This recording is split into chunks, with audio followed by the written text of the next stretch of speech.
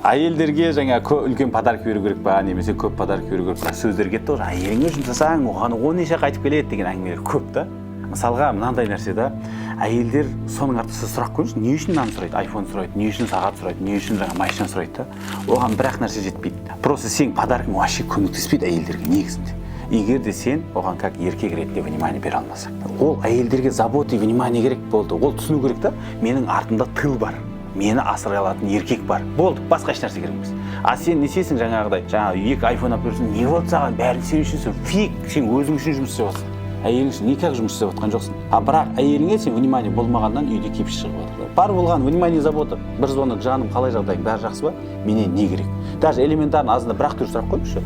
Сен бүгін бақытты сезініп жүру үшін мен не істей аламын деп саған. Болды. Соның өзі жетіп жатыр да. А сен не істейсің жаңағыда? Всякий там ақшамен сатып алғың келеді да. Ақшамен еш нәрсе сатып алмайсың. Тек жүрегіңді қосшы болды.